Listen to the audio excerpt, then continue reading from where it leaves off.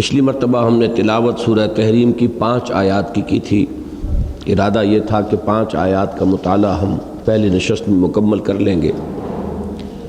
لیکن ہم چوتھی آیت کے بھی بالکل ابتدائی حصے تک ہی پہنچ پائے تھے، تو میں اب چوتھی آیت سے آج تلاوت دوبارہ کر رہا ہوں۔ اعوذ باللہ من الشیطان الرجیم، بسم اللہ الرحمن الرحیم۔ ان تتوبا الی اللہ فقد صغت قلوبکما وَإِن تَظَاهَرَا عَلَيْهِ فَإِنَّ اللَّهَ هُوَ مَوْلَاهُ وَجِبْرِيلُ وَصَالِحُ الْمُؤْمِنِينَ وَالْمَلَائِكَةُ بَعْدَ ذَلِكَ ظَهِيرٌ عَسَى رَبُّهُ إِن طَلَّقَكُنَّ أَن يُبْدِلَهُ أَزْوَاجًا خَيْرًا مِّنكُنَّ مُسْلِمَاتٍ مُؤْمِنَاتٍ قَانِتَاتٍ تَائِبَاتٍ عَابِدَاتٍ سَائِحَاتٍ صَيِّبَاتٍ وَأَبْكَارًا يَا أَيُّهَا الَّذِينَ آمَنُوا قُوا أَنفُسَكُمْ وَأَهْلِيكُمْ نارا وقودها الناس والحجارة عليها ملائكة غلاظ شداد لا يعصون الله ما أمرهم ويفعلون ما يؤمرون يا أيها الذين كفروا لا تعتذروا اليوم إنما تجزون ما كنتم تعملون يا أيها الذين آمنوا توبوا إلى الله توبة نصوحا عسى ربكم أن يكفر عنكم سيئاتكم ويدخلكم جنات تجري من تحتها الأنهار يوم لا يخزي الله النبي والذين آمنوا معه نورهم يسعى بين أيديهم وبأيمانهم يقولون ربنا أتمم لنا نورنا واغفر لنا إنك على كل شيء قدير يا أيها النبي جاهد الكفار والمنافقين واغلظ عليهم ومأواهم جهنم وبئس المصير صدق اللہ العظیم۔ رب اشرح لی صدری ویسر لی امری واحلل عقدۃ من لسانی یفقہوا قولی۔ سورہ تحریم کی چوتھی آیت کے ابتدائی ٹکڑے کے بارے میں بڑی تفصیل سے میں یہ گفتگو کر چکا ہوں کہ اس میں فقط صغت قلوبکما کے ترجمے میں کچھ سہو ہوا ہے بعض حضرات سے کہ جن میں ہمارے اسلاف میں سے بڑی اہم شخصیات بھی شامل ہیں،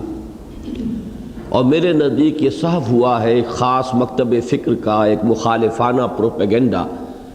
جو ایک بہت ہی مؤثر ٹیکنیک کے ذریعے سے مسلسل تاریخ اسلامی کے دوران پھیلتا رہا اور وہ ذہنوں پر اثر انداز ہوتا رہا۔ یہ اس کا نتیجہ ہے، اسی کے ایک زیر اثر یہ صورتحال پیدا ہوئی ہے۔ الحمدللہ کہ اس دور میں جہاں اور بہت سے اعتبارات سے حق جو ہے وہ مبرہن ہو کر سامنے آ رہا ہے، اور اس طرح کے مغالطے رفع ہونے کی اللہ تعالیٰ کی جانب سے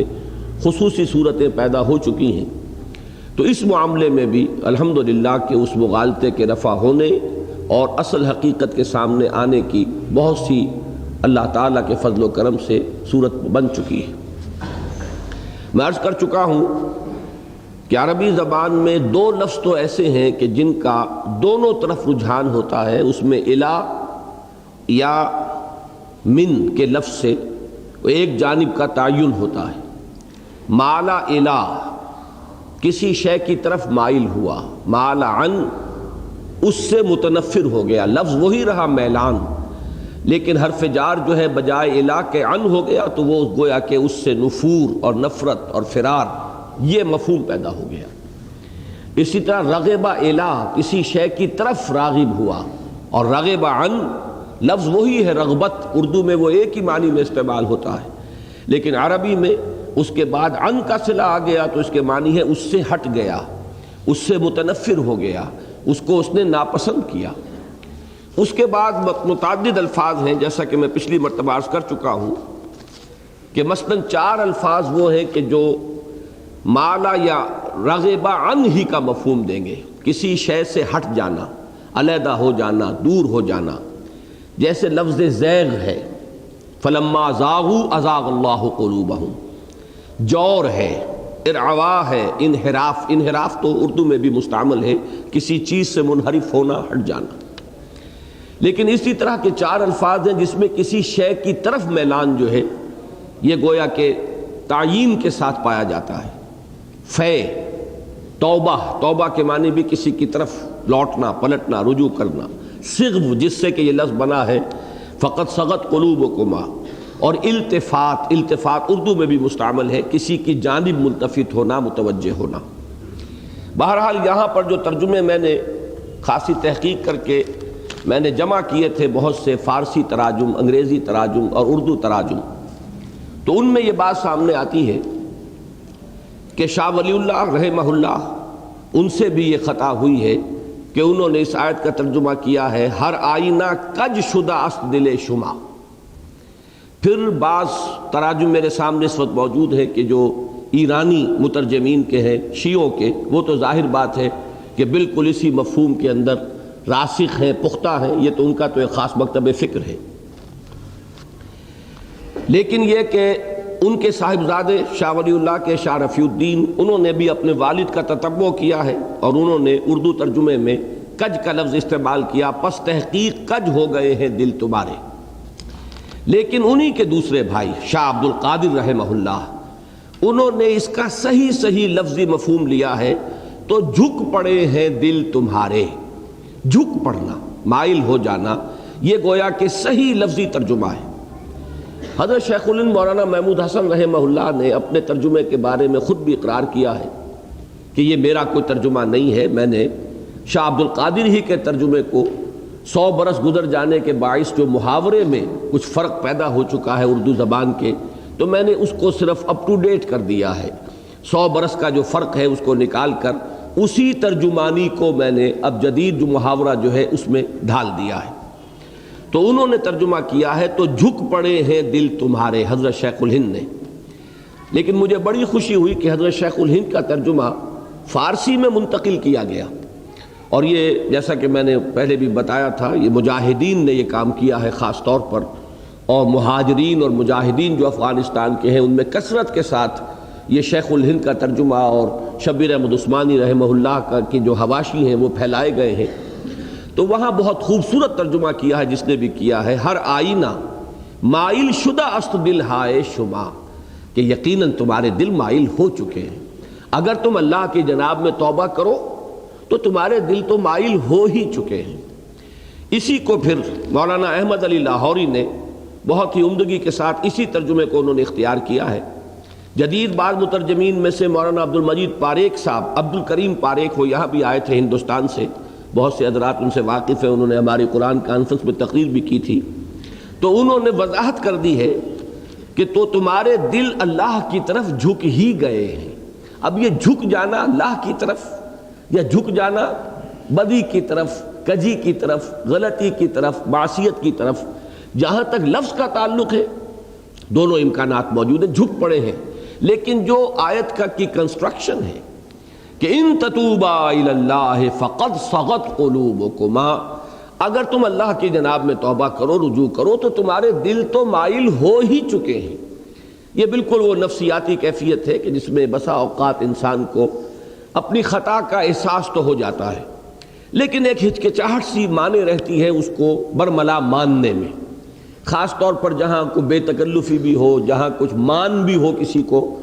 کہ خامخواہ میں کیوں ان کے سامنے اپنی غلطی کا اعتراف کروں. تو یہ جو ایک خاص قسم کا معاملہ ہے جس کی طرف مولانا امین احسن اصلاحی صاحب نے بڑی خوبصورتی کے ساتھ توجہ دلائی کہ شوہر اور بیوی کے معاملات ایسے ہوتے ہیں کہ اس میں بسا اوقات اس طرح کی نفسیاتی جو ہے کیفیت پیدا ہو جاتی ہے. تو پھر تشویق اور ترغیب کے لیے یہ انداز اختیار کیا جاتا ہے، جیسے کہ ہم کہتے ہیں کہ بھائی تمہارا دل تو مان رہا ہے، اب تم زبان سے نہیں مان رہے، تم سمجھ تو چکے ہو، لیکن یہ کہ تم صرف یہ کہ اقرار کرنے کے لیے تیار نہیں ہو. تو یہ انداز ہے ان تتوبا الی اللہ فقد صغت قلوبکما، اگر تم دونوں اے نبی کی بیویوں رضی اللہ تعالی عنہما اگر تم دونوں اللہ کی جناب میں رجوع کرو، توبہ کرو، تو یہ تمہارے شایان شان ہے اور تمہارے دل تو اس کی طرف مائل ہو ہی چکے ہیں۔ اور میں نے پچھلی مرتبہ بھی عرض کیا تھا، یہی ترجمہ کیا ہے مولانا عبدالحق حقانی۔ تفسیر حقانی بڑی اہمیت کی حامل ہے ہمارے ہاں اردو تفاسیر میں۔ انہوں نے، میں حیران ہوں کہ جب وہ یہ ترجمہ کر چکے ہیں تو اب کم سے کم ہمارے اردو مترجمین کو تو اس سے ادھر ادھر ہونے کی ضرورت نہیں ہے۔ ان کا ترجمہ ورنہ تمہارے دل تو مائل ہو ہی گئے ہیں، یہ بالکل وہی ترجمانی ہے۔ انگریزی میں نے آپ سے عرض کیا تھا کہ عبداللہ یوسف علی، پھر محسن خان اور تقی الدین ہلالی اور عبد الماجد دریابادی رحمہ اللہ، ان سب کے تراجم یہ ہیں Your hearts are indeed so inclined، یہ تینوں کا ترجمہ یہی ہے، Surely your hearts are so inclined۔ اگرچہ جو ایک جدید ترین مترجم ہے محمد اسد، جو لیوپولڈ ویس ہوتے تھے کبھی، یا وائس، مجھے نہیں معلوم صحیح تلفظ اس کا کیا ہے، یہ ایک یہودی تھے، بہت عرصہ ہوا جب یہ ایمان لائے تھے، یہیں ماڈل ٹاؤن میں ایک زمانے میں ان کا مرکز تھا، عرفات نام کا یہ رسالہ انگریزی میں نکالتے تھے۔ پاکستان جب بنا ہے تو پہلی دستورسا اسمبلی کے یہ اس کے ساتھ ایک باڈی بنائی گئی تھی، کہ جو علماء اور فضلاء ہیں کہ جو اسلامی دستور پر اس دستورسا اسمبلی کو رہنمائی دے، تو اس میں یہ بھی شامل تھے۔ بعد میں یہ پاکستان کے حالات سے مایوس ہو کر پھر یہاں سے چلے گئے۔ ان کا ایک ترجمہ آیا ہے، بدقسمتی سے انہوں نے وہی ترجمہ کجی والا اختیار کیا ہے، For the hearts of both of you have severed from what is right، تم دونوں کے ہاتھ کے دل جو ہیں وہ صحیح راستے سے ہٹ گئے ہیں۔ تو تراجم تو یہ آپ کو دونوں مل جائیں گے، لیکن یہ کہ جیسا کہ میں نے عرض کیا کہ اس میں جو فقرے کی جو ساخت ہے اور پوری ایک نفسیاتی جو پس منظر ہے اس کو سامنے رکھیں تو اس کا مفہوم بالکل معین طور پر یہ ہے کہ اے نبی کی بیویوں، تم سے خطا ہوئی ہے۔ نبی نے تم میں سے ایک کو ایک راز کی بات بتائی تھی اور وضاحت کر دی تھی، تاکید کر دی تھی کہ کسی کو نہ بتانا۔ تم میں سے اس نے اس راز کو دوسری بیوی کو وہ بتا دیا ہے، یہ ایک خطا ہوئی ہے۔ اب تمہیں اس کا اعتراف کر لینا چاہیے، اللہ کی جناب میں توبہ کرنی چاہیے، اور دل تو تمہارے مائل ہو ہی چکے ہیں، تمہارے دلوں میں تو یہ احساس اور شعور پیدا ہو ہی چکا ہے۔ اب ہم آگے چل رہے ہیں، وَإِن تَظَاهَرَ عَلَيْهِ، یہ ٹکڑا جو ہے اس آیہ مبارکہ کا، اس کے ضمن میں بھی مجھے کچھ تمہید کرنی پڑے گی، اس لیے کہ اس کی بھی جو اس کا لفظی ترجمہ ہے اس میں خاصی الفاظ کے اندر درستگی اور سخت انداز جو ہے وہ پایا جاتا ہے۔ لفظی ترجمہ ہوگا وَإِن تَظَاهَرَ عَلَيْهِ، اگر تم دونوں ایکا کر لو گی ان کے خلاف، یعنی نبی اکرم صلی اللہ علیہ وسلم کے خلاف، فَإِنَّ اللَّهَ هُوَ مَوْلَاهُ وَجِبْرِيلُ وَصَالِحُ الْمُؤْمِنِينَ وَالْمَلَائِكَةُ بَعْدَ ذَلِكَ ظَهِيرٌ، تو جان لو کہ ان کا ساتھی ہے اللہ اور جبرائیل اور صالح اہل ایمان اور تمام کے تمام ملائکہ ان کے بعد ان کے مددگار ہیں۔ اب یہ جو انداز ہے اس میں بھی چونکہ خاصا سخت انداز ہے، تظاہر علیہ، اگر تم دونوں نے ایکا کر لیا ان کے خلاف، تو اس سے جو بظاہر الفاظ سے جو متبادر ہو رہا ہے وہ کافی ہمارے لیے کسی طور سے تشویش کا موجب ہے کہ یہ الفاظ اللہ تعالیٰ نے استعمال کیے ہیں ازواج مطہرات کے بارے میں۔ اب اگر ان الفاظ کو ہم جو کا تو اپنے سامنے رکھ لیں تو یقیناً پھر کچھ لوگوں کو موقع ملتا ہے ازواج مطہرات کے خلاف کچھ زبان کھولنے کا اور طعن کرنے کا، لیکن اس میں جو بات سمجھ لینے کی ہے، جو میں نے اصولاً پچھلی مرتبہ بھی عرض کر دی تھی، کہ جن کے رتبے ہیں سوا ان کی سوا مشکل ہے۔ یہ مقام اور مرتبے کو اگر ملحوظ نہ رکھا جائے کس سے بات ہو رہی ہے، جیسے کہ عربی کا ایک محاورہ ہے کہ حسنات الابرار سیئات المقربین، ایک درجہ ہے ابرار کا، ایک ہے مقربین کا، اللہ کے مقربین بارگاہ، بہت قرب رکھنے والے، جن کو اللہ نے بہت اونچا مقام عطا فرمایا ہے۔ عام نیک لوگوں کے لیے کوئی شے ہو سکتی ہے کہ وہ نیکی شمار ہو، بھلائی شمار ہو، بہت کریڈیٹیبل بات ان کے لیے ہو، لیکن وہی بات اگر وہ مقربین میں سے کوئی ہے اس سے صدور ہو رہا ہے تو ان کے مرتبے کے اعتبار سے ہو سکتا ہے کہ وہ سیئہ شمار ہو جائے، ان کے مرتبے کے اعتبار سے وہ ایسی چیز ہو کہ جس پر انہیں ملامت کی جائے، زجر کی جائے۔ تو یہ حفظ مراتب نہ کنی زندگی، اگر تم نے فرق مراتب نہ کیا اور مختلف رتبوں کے فرق کو ملحوظ نہ رکھا تو پھر یہ کہ انسان گمراہی کے اندر مبتلا ہو جاتا ہے۔ اس کے لیے میں خاص طور پر قرآن مجید سے 2-3 شواہد دینا چاہتا ہوں کہ بسا اوقات قرآن مجید میں اللہ تعالیٰ نے خود نبی اکرم صلی اللہ علیہ وسلم سے خطاب میں ظاہری اعتبار سے، لفظی اعتبار سے بہت سخت انداز اختیار فرمایا ہے۔ چنانچہ ایک مثال میں دے رہا ہوں آپ کو سورہ انعام سے۔ سورہ انعام میں ایک بحث چلی ہے کہ یہ مشرکین مکہ نبی اکرم صلی اللہ علیہ وسلم سے تقاضا کرتے تھے کہ ہمیں کوئی صریح معجزہ دکھائیے، جیسے معجزے حضرت عیسیٰ نے دکھائے، حضرت موسیٰ نے دکھائے کہ ایک عصا ہے، لکڑی ہے، اور وہ زمین میں ڈالتے تھے تو وہ ایک اژدہا بن جاتا تھا، سانپ بن جاتا تھا، یا ان کا ہاتھ جو ہے وہ ید بیضا کی صورت اختیار کرتا تھا۔ ایسے معجزے ہمیں دکھائیے، کوئی صریح مادی اور حصی معجزہ۔ اللہ تعالیٰ کی حکمت یہ تھی، اللہ کا فیصلہ یہ تھا کہ ایسا کوئی معجزہ ان کو نہیں دکھایا جائے، بلکہ اصل معجزہ قرآن حکیم ہے۔ جو ہدایت کا طالب ہے وہ قرآن کے ذریعے سے ہدایت اخذ کر لے گا، اور جو ہدایت کے طالب نہیں ہے لاکھ معجزے دکھا دیے جائیں وہ ایمان نہیں لاتے۔ حضرت مسیح علیہ السلام کے ذریعے سے اللہ تعالیٰ نے جو معجزے دکھائے ہیں اب ان سے اونچے کسی معجزے کا تصور نہیں کیا جا سکتا، یعنی حصی معجزہ، مادی معجزہ جو نگاہوں سے دکھائے دیں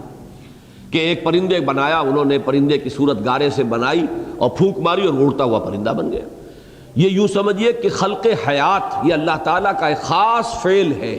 اس کا بھی ظہور ہو رہا ہے حضرت عیسیٰ علیہ السلام کے ہاتھ سے۔ اسی طرح احیاء موتا، مردہ ہے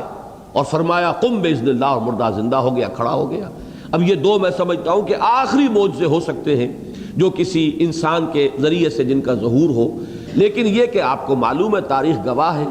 کہ یہود نے پھر بھی حضرت عیسیٰ علیہ السلام کی تصدیق نہیں کی، ان پر ایمان نہیں لائے، انہیں جادوگر قرار دیا، اپنے طور پر تو انہوں نے سولی پر چڑھائی دیا۔ یہ دوسری بات ہے کہ اللہ تعالیٰ نے ان کے ساتھ کیا معاملہ کیا اور کس طرح انہیں اٹھایا، یہ علیحدہ بات ہے۔ تو حضور صلی اللہ علیہ وسلم کی بعثت کے ضمن میں اللہ کا یہ فیصلہ اٹل تھا کہ اصل معجزہ آپ کا یہ قرآن حکیم ہے۔ اب اگر کسی کو ہدایت کی طلب ہے تو قرآن سے وہ ہدایت اخذ کر لے گا، جو طالب نہیں ہے کوئی معجزہ بھی ان کی آنکھیں نہیں کھول سکے گا،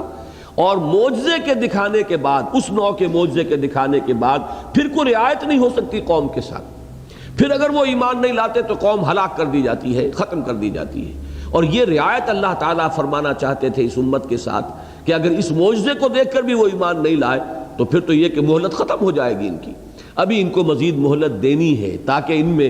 جن کے اندر بھی کوئی خیر کی طلب ہے، کوئی ان کی فطرت کے اندر صلاحیت ہے، وہ راغب ہو جائیں، ایمان لے آئیں۔ یہ ہے پس منظر۔ اب اس میں کسی وقت ایسا ہوا ہو یا یہ کہ حضور کے دل میں یہ بات نہ آئی ہو، کچھ صحابہ کے دل میں پیدا ہو گئی ہو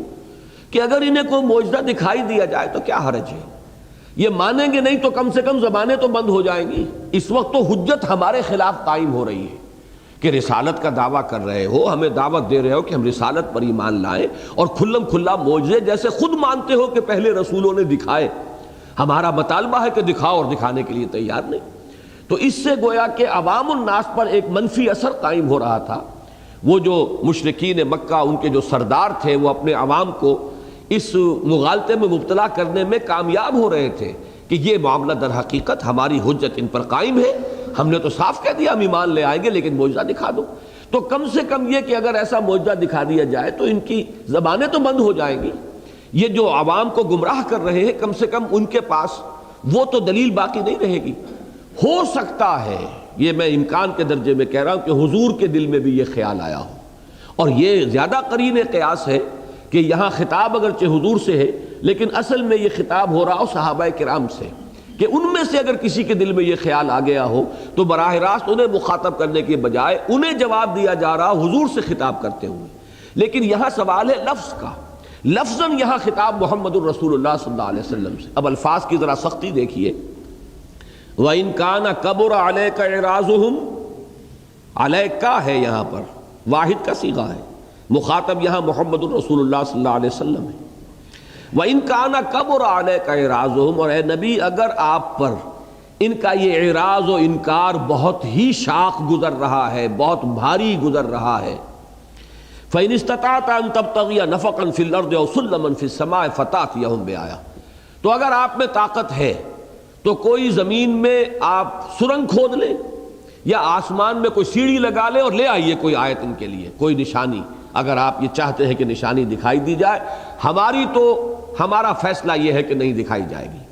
ہماری حکمت کاملہ کا تقاضا یہ ہے کہ انہیں اس طرح کا معجزہ نہیں دکھایا جائے گا۔ لیکن اگر آپ پر بہت شاق گزر رہا ہے، وَإِن كَانَ كَبُرَ عَلَيْكَ إِعْرَاضُهُمْ فَإِنِ اسْتَطَعْتَ أَن تَبْتَغِيَ نَفَقًا فِي الْأَرْضِ أَوْ سُلَّمًا فِي السَّمَاءِ فَتَأْتِيَهُم بِآیَةٍ وَلَوْ شَاءَ اللَّهُ لَجَمَعَهُمْ عَلَى الْهُدَىٰ، اور اے نبی اگر اللہ ہی چاہتا تو ان سب کو ہدایت پر جمع کر دیتا، آنے واحد میں ان کے دلوں کو پھیر دیتا۔ یہ تو امتحان ہے کہ کون ہے جو ایمان لاتا ہے، کون طالب ہے ہدایت کا۔ فَلَا تَكُونَنَّ مِنَ الْجَاهِلِينَ، تو آپ جاہلوں میں سے مت بنیں۔ اب یہ ہے بہت سخت انداز، لفظی طور پر تو لفظ جاہل جو ہے معمولی لفظ نہیں ہے، بہت ثقیل لفظ ہے، اور یہاں براہ راست وہ استعمال ہو رہا ہے محمد الرسول اللہ صلی اللہ علیہ وسلم سے خطاب میں، فَلَا تَكُونَنَّ مِنَ الْجَاهِلِينَ۔ تو آپ کو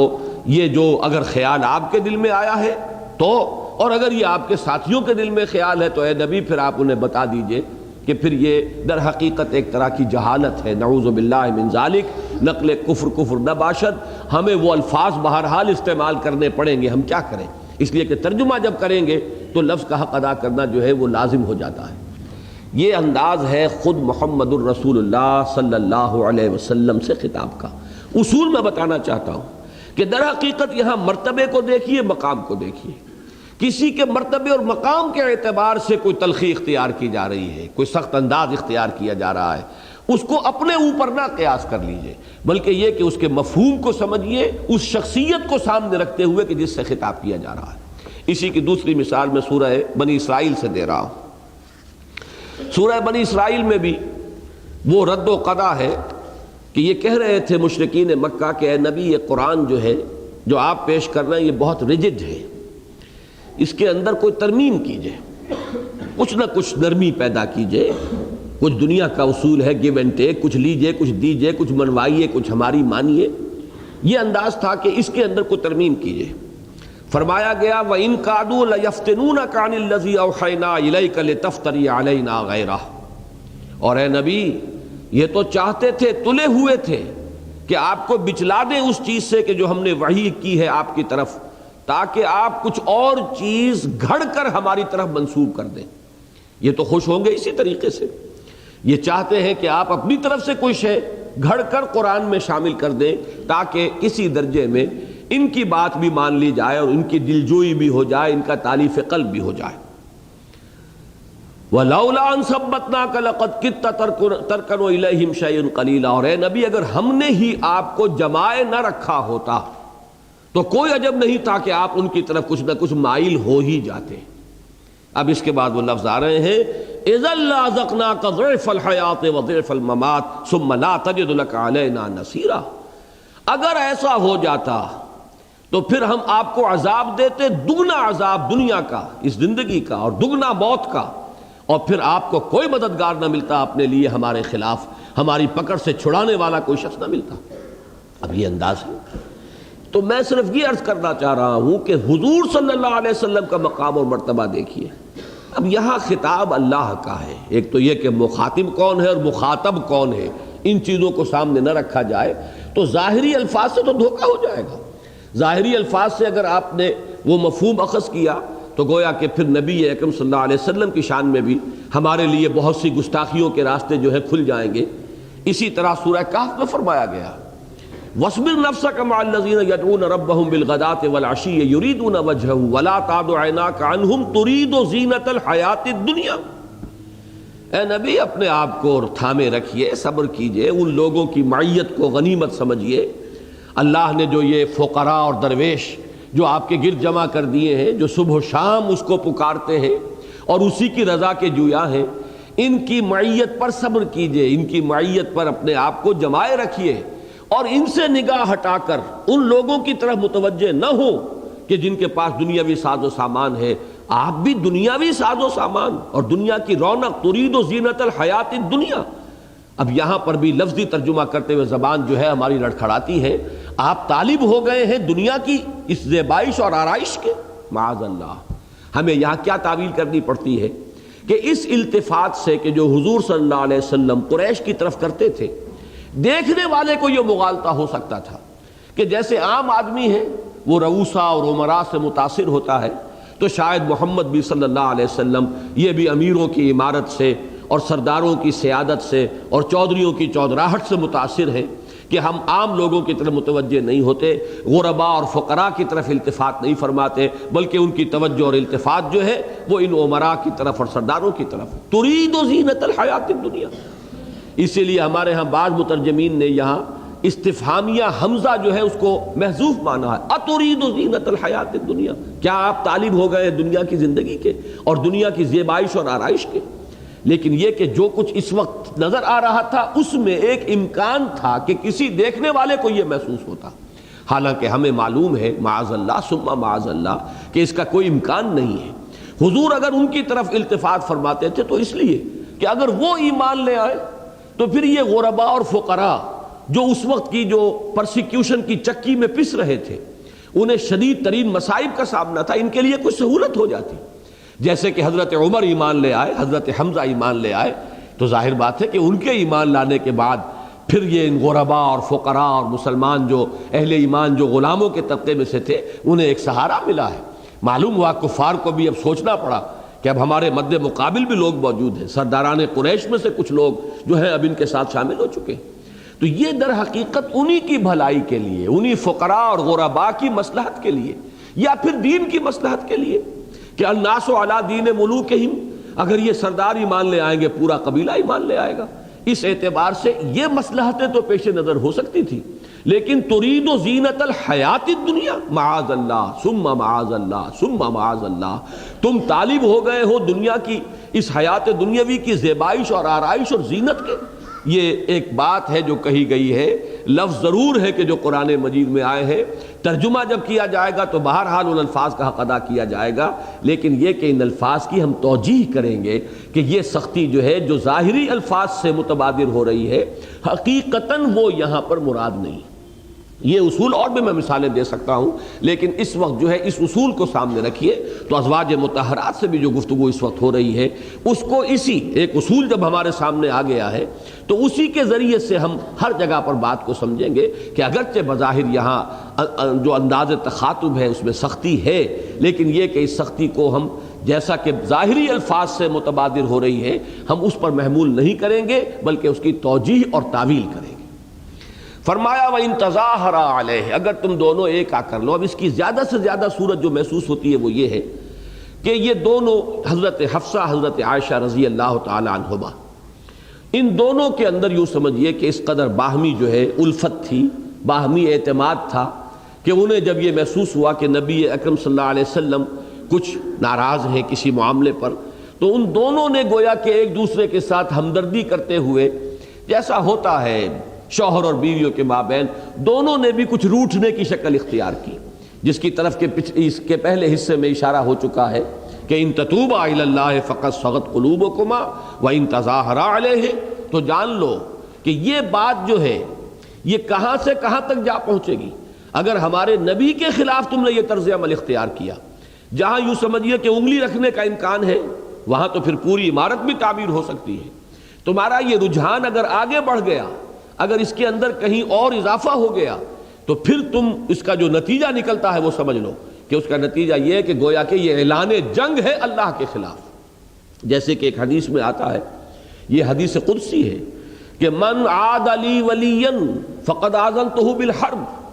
جس شخص نے میرے کسی ولی کے ساتھ دشمنی کی اس کے خلاف میرا اعلان جنگ ہے. جیسے کہ سود کے کاروبار سے متعلق قرآن مجید میں آیا ہے کہ یہ پھر اللہ اور اس کے رسول کی طرف سے پھر اذان جنگ ہے، پھر گویا کہ اعلان جنگ ہے. تو یہ انداز ہوتا ہے سختی کا. تو یہاں فرمایا کہ اس بات کے اندر جو کچھ مضمر ہے حقیقت اس کو پہچانو. میں نے یہ سورہ حجرات کے ضمن میں بھی یہ بات واضح کی ہے کہ ایک معاملہ کہ جو خاص تھا صحابہ کرام کے ساتھ اکثر ہماری نگاہوں سے وہ اوجھل ہو جاتا ہے، جس کی وجہ سے ہم تشویش میں مبتلا ہو جاتے ہیں اور مغالطوں میں مبتلا ہو جاتے ہیں. ہمارا معاملہ کیا ہے؟ ہمارے لیے حضور کی صرف ایک حیثیت ہے اور وہ یہ کہ وہ اللہ کے رسول ہیں. اور تو کوئی ہمارا رشتہ نہیں، کوئی ہمارا براہ راست آپ سے اس نوعیت کا تعلق نہیں کہ جیسا صحابہ کرام کا تھا۔ صحابہ کرام میں معاملہ یہ کہ حضرت حمزہ ایک اعتبار سے امتی ہیں حضور کے، لیکن دوسرے اعتبار سے چچا ہیں، چچا بزرگ ہوتا ہے، بڑا ہوتا ہے، اس اعتبار سے حضور صلی اللہ علیہ وسلم سے گویا کہ وہ اس رشتے کے اعتبار سے ایک بلندتر مقام پر ہے۔ حضرت عباس ایک طرف تو امتی ہیں، متبع ہیں، مطیع ہیں، حکم ماننا ہے،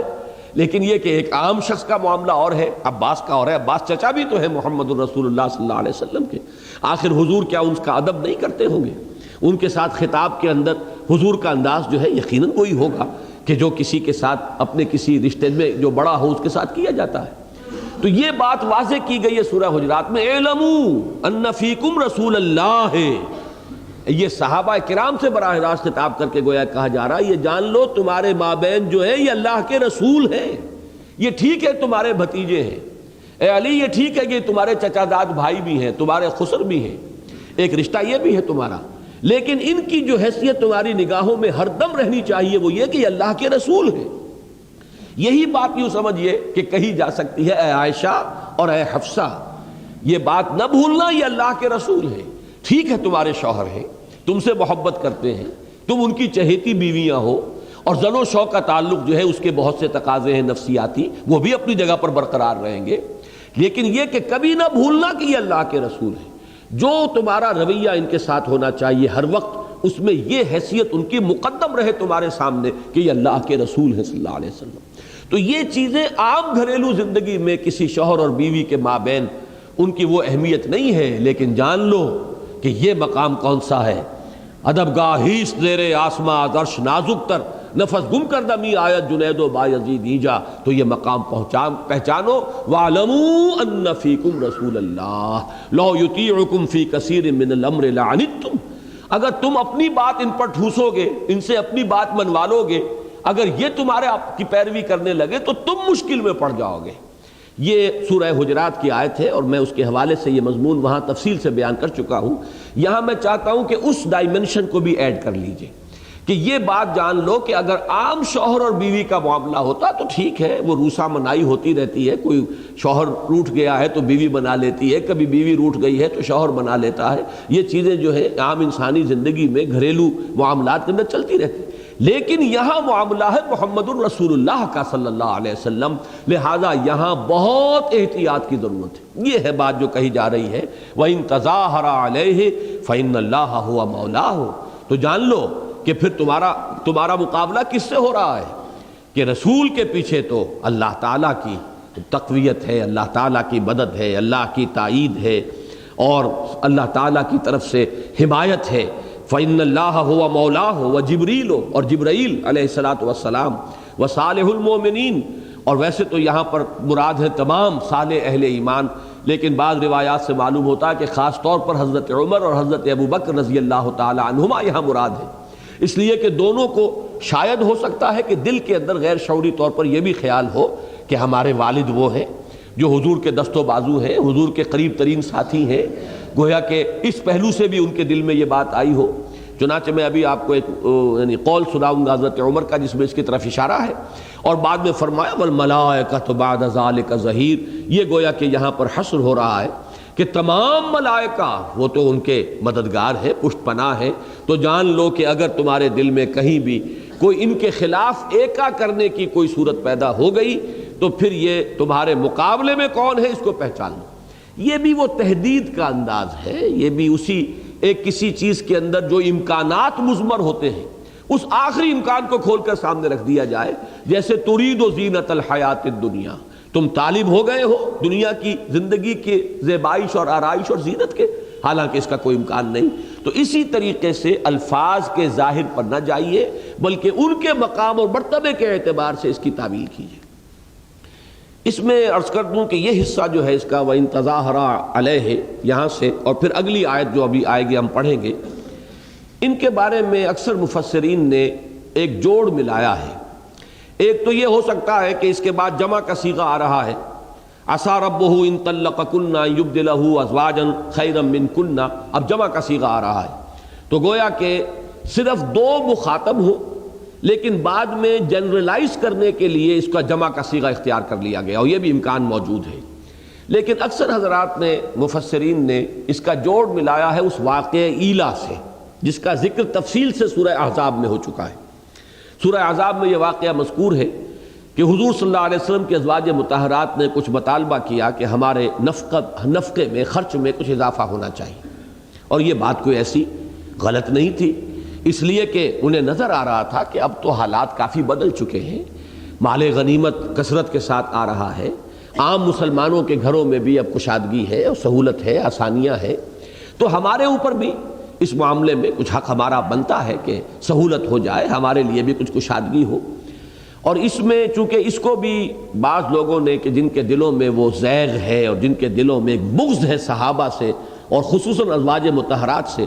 انہوں نے اس واقعے کو بھی بہت نمک مرچ لگا کر بیان کیا ہے۔ میں اسی لیے کہہ رہا ہوں کہ اس میں کوئی ایسی بات جو ہے نہ کوئی، یعنی یہ کوئی غیر معقول بات تھی، نہ خلاف واقعہ تھی۔ ٹھیک ہے، جب سب مسلمانوں کے اوپر تنگی تھی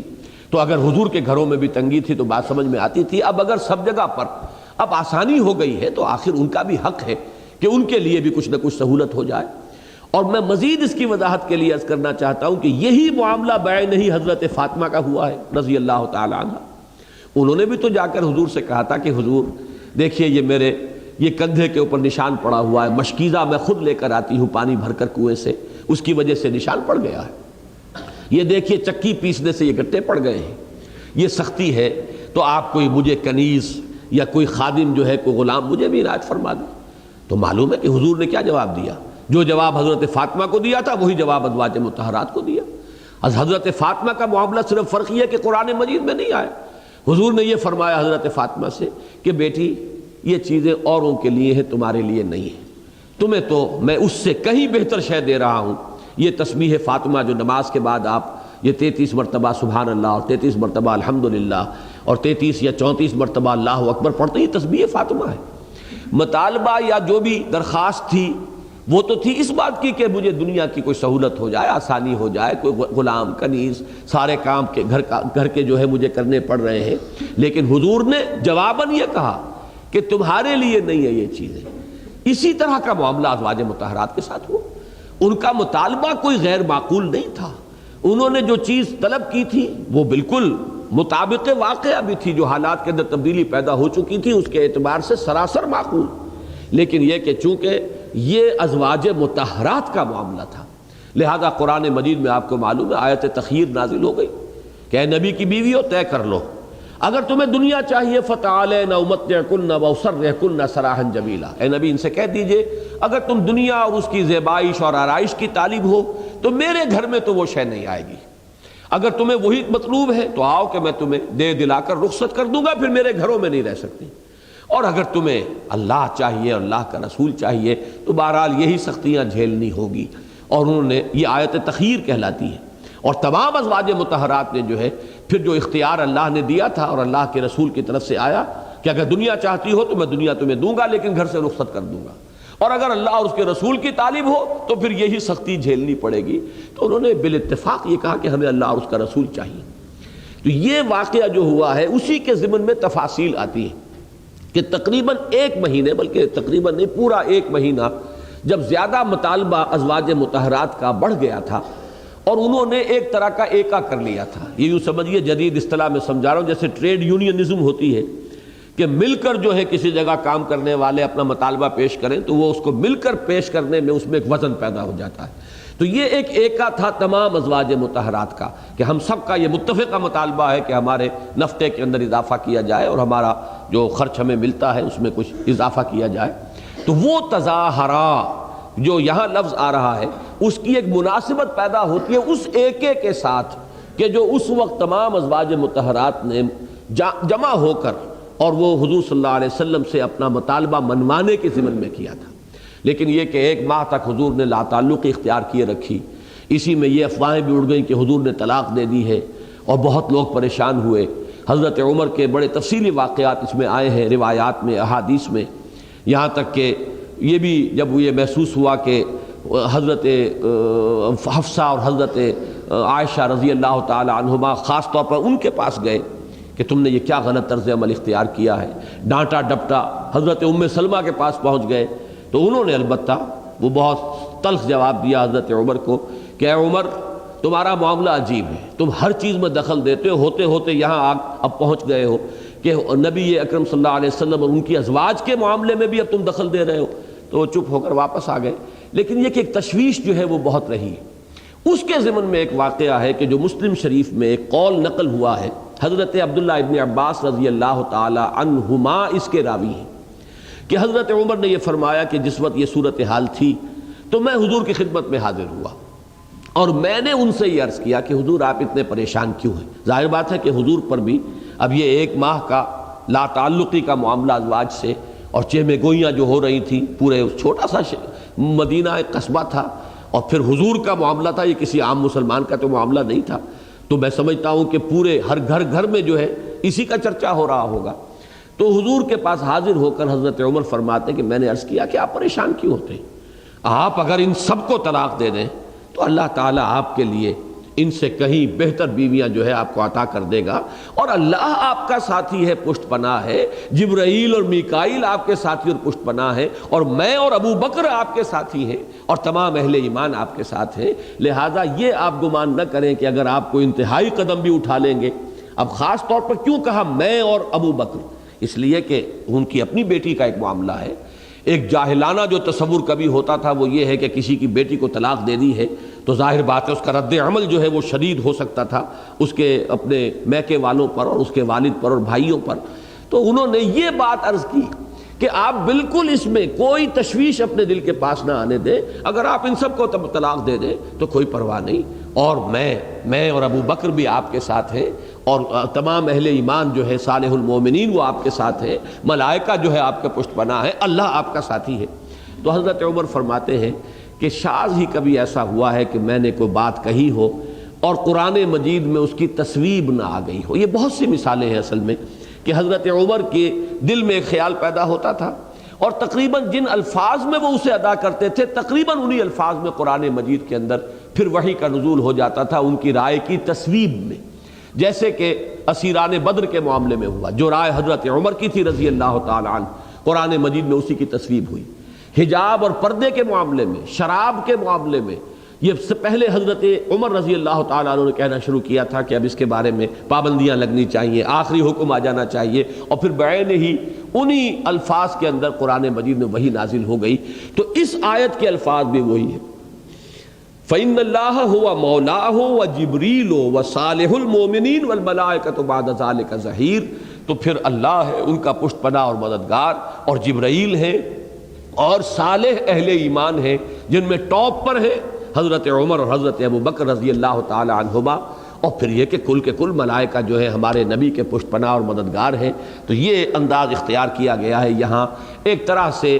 سرزنش کہہ سکتے ہیں آپ کہ جو بھی طرز عمل تم اس وقت اختیار کر رہی ہو اس کے اندر یہ کچھ مضمر ہے. پھر نبی کے مقام کو گویا کہ سمجھنے میں تم سے یا عملی اعتبار سے اس میں کچھ کمی ہو رہی ہے، کوتاہی کا صدور ہو رہا ہے. اور یہ بات چھوٹی سی ہے لیکن تل کے اوٹ میں پہاڑ ہوتا ہے، اس کے پیچھے یہ سب کچھ پھر مضمر ہے. وَإِن تَظَاهَرَ عَلَيْهِ فَإِنَّ اللَّهَ هُوَ مَوْلَاهُ وَجِبْرِيلُ وَصَالِحُ الْمُؤْمِنِينَ وَالْمَلَائِكَةُ بَعْدَ ذَلِكَ ظَهِيرٌ. اب اگلی آیت جو ہے اس میں تقریباً وہ مضمون آ گیا ہے. واقعہ یہ کہ اس کی مناسبت زیادہ بنتی ہے واقعہ ایلا کے ساتھ، لیکن چونکہ یہ وہاں سورہ احزاب میں نہیں بلکہ سورہ تحریم میں ہے تو ایک امکان یہ بھی ہے کہ وہی دو کا معاملہ ہو لیکن اب اس کے اندر مزید جنرلائز کر کے اور اس کو جمع کے صیغے سے بات کو لے آیا گیا ہو. عسیٰ ربہ ان طلقکن، قریب ہے کہ اس کا رب یعنی حضور کا رب اللہ تعالی، عسیٰ ربہ ان طلقکن، کہ اگر وہ تم سب کو طلاق دے دیں، ان یبدلہ، تو وہ بدل دے اللہ ان کو، ازواجن خیرا منکن، ایسی بیویاں جو تم سے بھی بہتر ہوں، مسلمات مومنات قانتات تائبات عابدات سائحات سیبات وابکارا. یہ اوصاف جو ہے خاص طور پر جو جمع کیے گئے یہاں، ان کا بھی ایک بڑا گہرا ربط اور ان کی ایک مشابہت ہے. سورہ احزاب میں بھی یہ الفاظ آئے ہیں اور وہاں وہ مردوں اور عورتوں کے لیے المسلمون والمسلمات والمؤمنون والمؤمنات، یہ تمام الفاظ وہاں ایک طویل آیت ہے جس کے اندر آئے ہیں۔ یہاں چونکہ صرف ازواج مطہرات کا معاملہ ہے تو یہاں وہ صرف خواتین کے لیے جو اوصاف ہیں ان کو جمع کیا گیا ہے۔ مسلمات، یہ پہلا درجہ ہے اسلام۔ یہ تو یوں سمجھیے کہ جو صراط مستقیم ہے اس پر پہلا قدم پڑتا ہے، انسان اپنا اختیار سرنڈر کرتا ہے اللہ کے سامنے، یہ اسلام ہے۔ To surrender, to submit. مومنات، ایمان رکھنے والیاں، یہ دلی یقین قلب کے اندر جب اللہ پر، آخرت پر اور وحی پر یہ یقین پیدا ہو جاتا ہے تو یہ اب ایمان ہے۔ مسلمات مومنات قانتات، فرما برداری کرنے والیاں۔ فرما برداری، یہ دونوں معنی یہاں پہ دے رہا ہے لفظ، ایک اللہ کی فرما برداری اور ایک شوہروں کی فرما برداری، اس لیے کہ یہی لفظ آیا ہے سورہ نساء کے اندر، فالصالحات قانتات حافظات للغیب بما حفظ اللہ۔ نیک بیویاں وہ ہیں کہ جو اپنے شوہروں کی فرما بردار ہوتی ہیں۔ تو یہ دو طرفہ، اللہ کے لیے بھی فرما برداری اور شوہر کے لیے بھی فرما برداری۔ بلکہ ایک حدیث میں آتا ہے کہ بعض لوگ وہ ہیں کہ جنہیں اللہ تعالیٰ دوہرا اجر و ثواب عطا فرماتا ہے، وہ اللہ کی اطاعت کرتے ہیں تو عام لوگوں کے مقابلے میں انہیں دوہرا اجر و ثواب ملتا ہے۔ ایک مثلاً غلام ہے، غلام اللہ کی بندگی کر رہا ہے، تو ایک عام آزاد آدمی ہے، اس کے لیے وہ پابندیاں نہیں ہیں، لیکن غلام کو اپنے آقا کی بھی اطاعت کرنی ہے،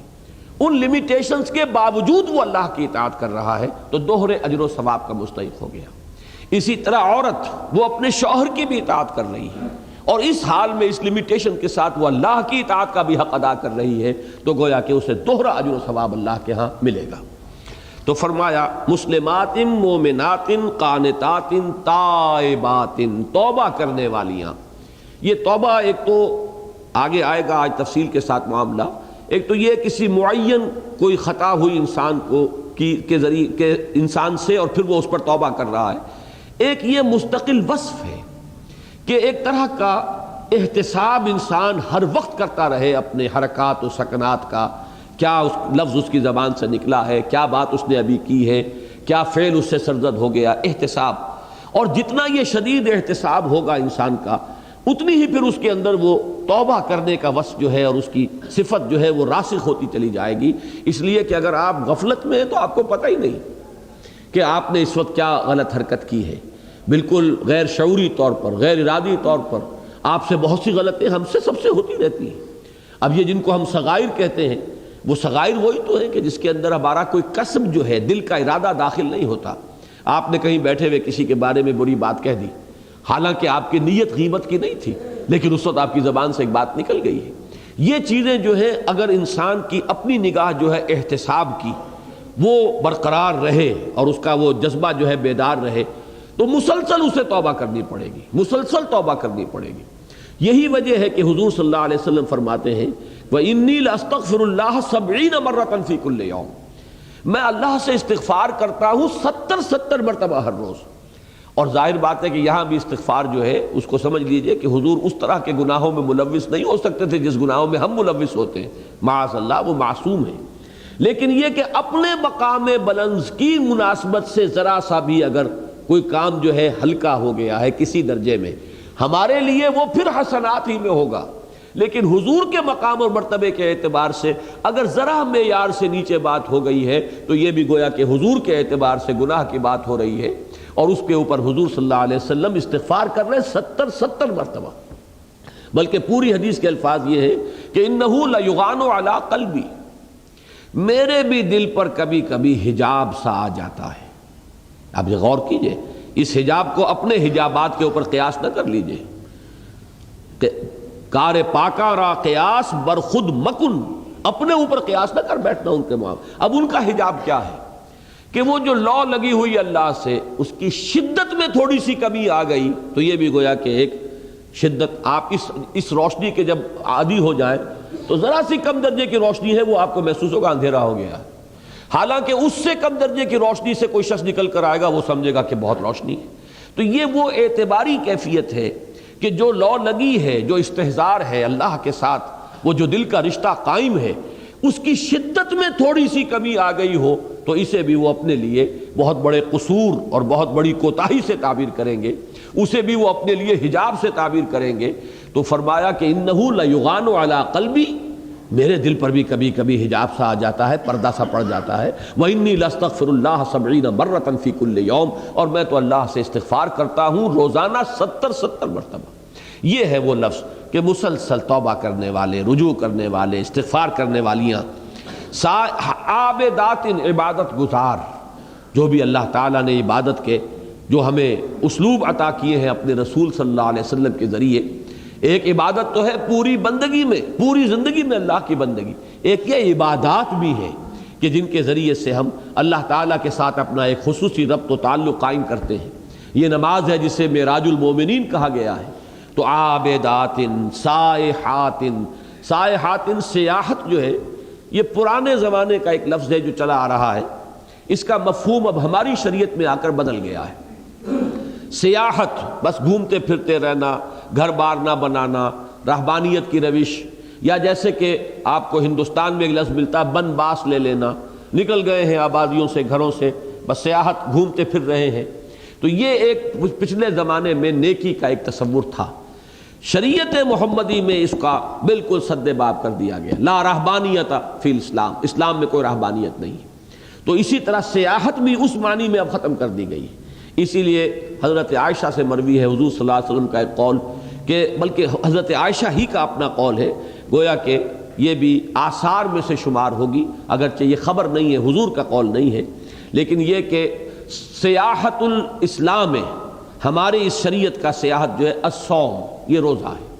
روزے میں ایک مشابہت پیدا ہو جاتی ہے کہ اسی طرح سے کھانا پینا، لذات نفسانیہ جو ہیں ان سے انسان اپنے آپ کو روک کر رکھتا ہے۔ اسی لیے اکثر ہمارے مترجمین نے سائحات کا ترجمہ کیا ہے روزہ رکھنے والیاں۔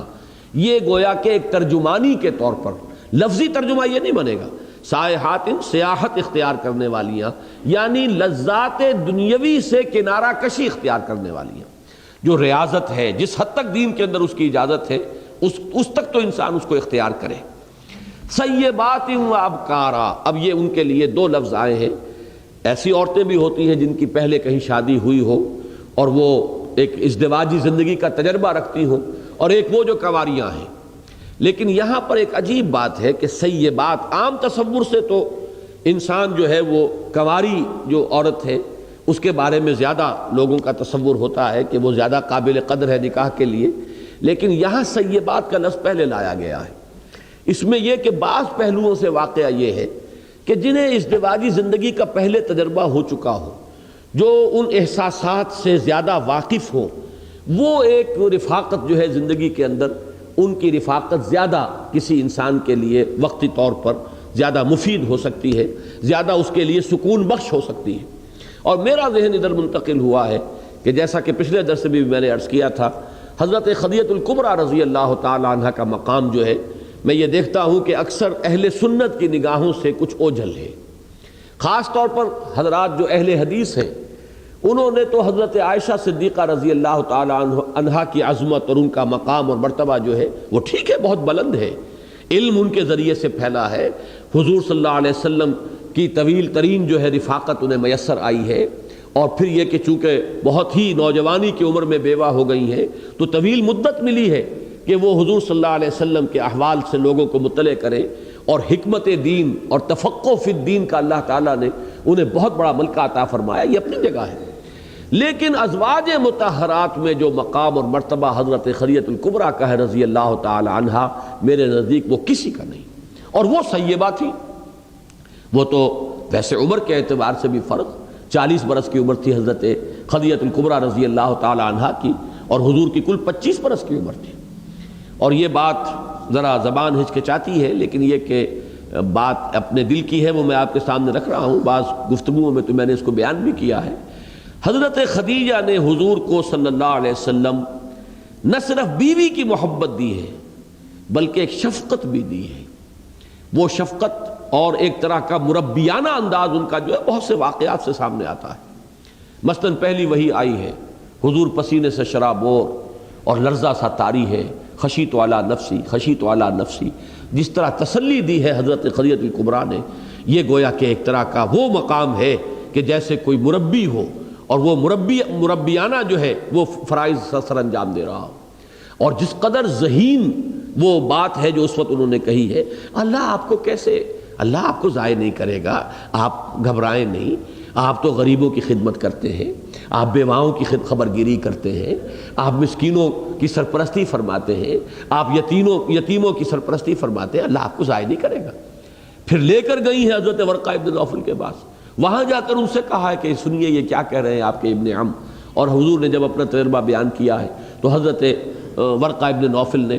اس لیے کہ تصدیق تو انہوں نے کر دی،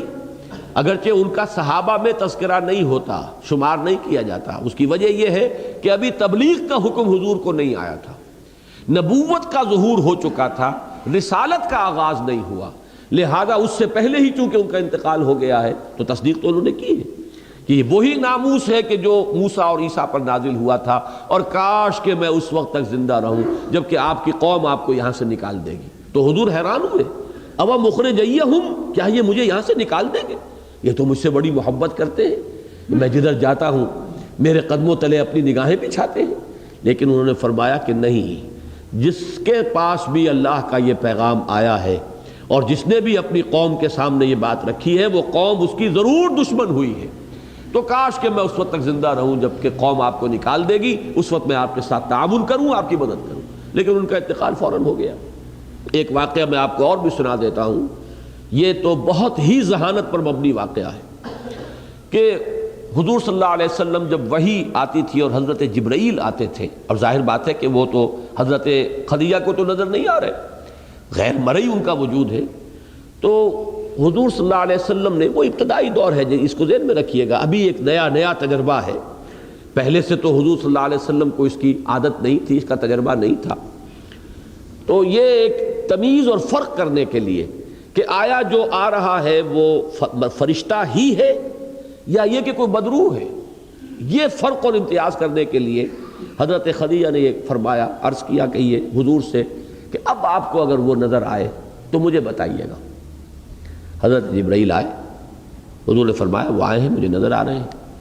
اب حضرت خدیجہ رضی اللہ تعالی عنہا ہم آغوش ہو گئی حضور کے ساتھ، اپنی آغوش میں لے لیا، اپنے بال کھول دیے، فرمایا اب بھی نظر آ رہا ہے کہ نہیں؟ تو کہا کہ اگر یہ کوئی بدروح ہوتی تو موجود رہتی اور لذت لیتی، یہ یقیناً فرشتہ ہے کہ جس نے حیا کی ہے اور شرم کی ہے اور وہ یہاں سے رخصت ہو گیا ہے۔ اب یہ ہے ان کی ذہانت کا عالم، ان کی فہم کا، ان کی سمجھ کا عالم جو ہے۔ اس اعتبار سے پھر یہ کہ یہ تو واقعہ ریکارڈ پر ہے کہ حضرت عائشہ صدیقہ رضی اللہ تعالی عنہ نے ایک دفعہ کچھ تلخ سی بات کہتی تھی حضرت خدیجہ کے بارے میں، آخر انسانی فطرت ہے، حضور چونکہ ذکر کرتے ہی رہتے تھے حضرت خدیجہ کا، تو حضرت عائشہ نے کہہ دیا آپ اس بوڑھی عورت کو ابھی تک نہیں بھولے؟ تو حضور نے سرزنش فرمائی کہ تم نے وہ کڑوی بات کہی ہے کہ سمندر میں ملا دی جائے تو اس کو بھی تلخ کر دے، اور پھر حضور نے فرمایا اس نے میری تصدیق کی جبکہ میری قوم میری تکذیب کر رہی تھی، اس نے میرے ساتھ تعاون کیا جبکہ کوئی میرے ساتھ تعاون کرنے والا نہ تھا، اللہ نے اسی سے مجھے اولاد عطا فرمائی۔ یہ ساری چیزیں جو ہے وہ بیان کی ہیں۔ تو حضرت خدیجہ الکبریٰ رضی اللہ تعالی عنہ کی محبت جو ہے آخر دم تک حضور کے دل میں موجود رہی، اور وہ سیبہ تھی۔ تو میں تو یہ سمجھتا ہوں کہ یہاں یہ لفظ مقدم لا کر کچھ اشارہ ہو رہا ہے غالباً حضرت خدیجہ الکبریٰ رضی اللہ تعالی عنہ کے مقام کی طرف بھی۔ تو یہاں فرمایا گیا کہ اے نبی کی بیویوں، اگر تم نے ایکا کیا ہمارے نبی کے خلاف، ان تظاہر علیہ فإن اللہ هو مولاہ وجبریل وصالح المؤمنین والملائکۃ بعد ذلک ظہیر، عسى ربه ان طلقكن يبدله ازواجا خيرا منكن مسلمات مؤمنات قانتات تائبات عابدات سائحات ثیبات وابکارا۔ اب اس کے بعد اب اس سورہ مبارکہ کا دوسرا حصہ شروع ہو رہا ہے۔ یا ایھا الذین آمنوا قوا انفسکم واہلیکم نارا۔ پہلے حصے میں معاملہ ازواج کا تھا، اور اس کو اب جنرلائز کیجئے تو بات کہاں آئی؟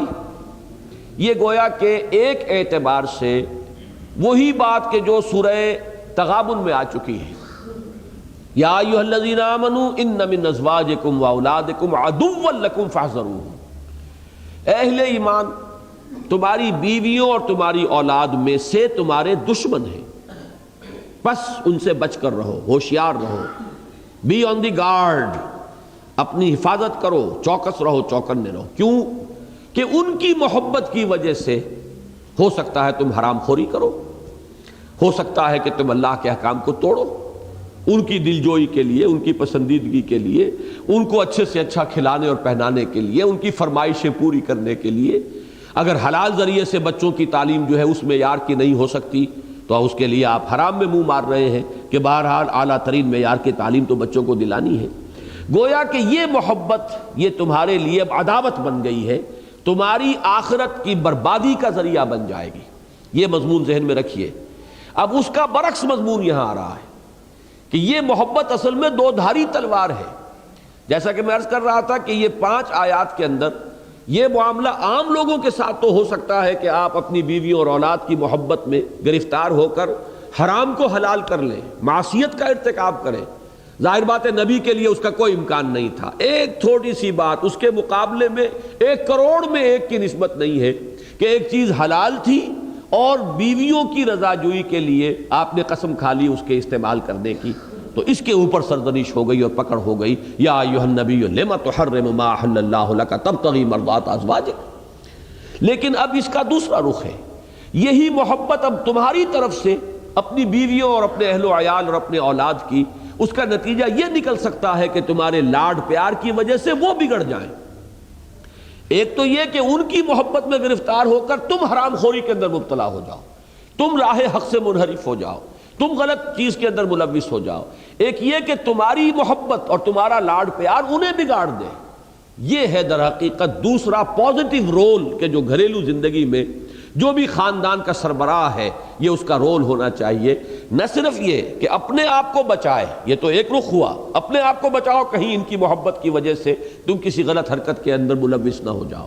ایک یہ فرمایا جا رہا کہ نہیں، اب تمہارا پازیٹیو رول ہے کہ انہیں بھی بچاؤ آخرت کے اس عذاب سے اور جہنم کی اس آگ سے۔ یا ایھا الذین آمنوا قوا انفسکم واہلیکم نارا، اہل ایمان بچاؤ اپنے آپ کو اور اپنے اہل و عیال کو آگ سے۔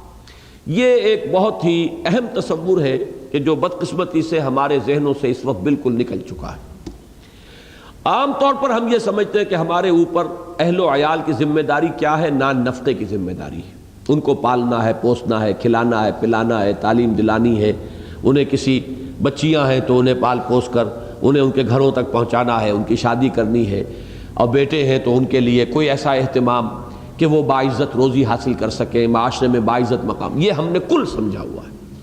حالانکہ خاندان کے سربراہ کی حیثیت سے اس سے کہیں مقدم ذمہ داری یہ ہے کہ یہ اللہ نے تمہارے چارج میں اپنے کچھ بندے دیے، مخلوق اللہ کی ہے،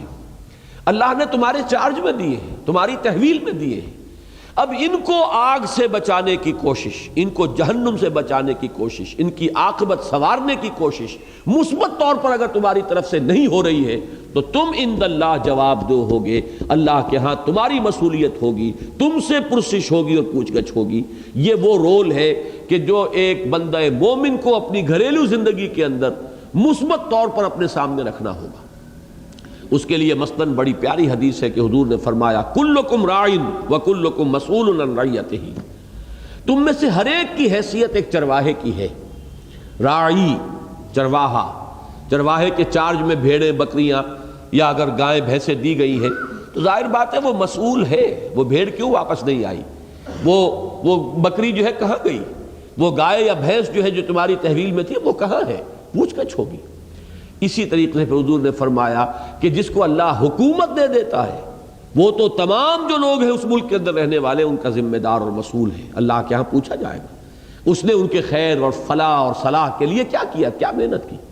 اپنی سی کوشش کوئی شخص کر گزرے، پھر اگر کسی کے اندر اثر پذیری کا مادہ ہی نہیں ہے تو اس کا جواب دے پھر وہ اللہ کے ہاں وہ خود ہوگا، یہ شخص بری ذمہ ہو گیا اگر اپنی امکانی کوشش اس نے کر لی۔ پھر حضور نے فرمایا ہر شخص جو گھر کا سربراہ ہے اپنے اہل و عیال کے بارے میں مسئول ہے اللہ کے ہاں۔ پھر فرمایا کہ جو خاتون خانہ ہے، جو گھر میں بیوی کی حیثیت سے اس کے رہ رہی ہے اور بچوں کی ماں کی حیثیت سے، وہ اپنے ان بچوں کے بارے میں اللہ کے ہاں مسئول ہوگی کہ اس نے کیا ذمہ داری ادا کی ہے، بچوں کی تربیت کی کیا کوشش کی ہے، انہیں کس طرح غلط باتوں سے روکنے کی اس نے کوشش کی ہے، یہ تمام چیزیں تمہاری ذمہ داریوں میں شامل ہیں۔ یا ایھا الذین آمنوا قوا انفسکم واہلیکم نارا، اہل ایمان بچاؤ اپنے آپ کو اور اپنے اہل و عیال کو آگ سے۔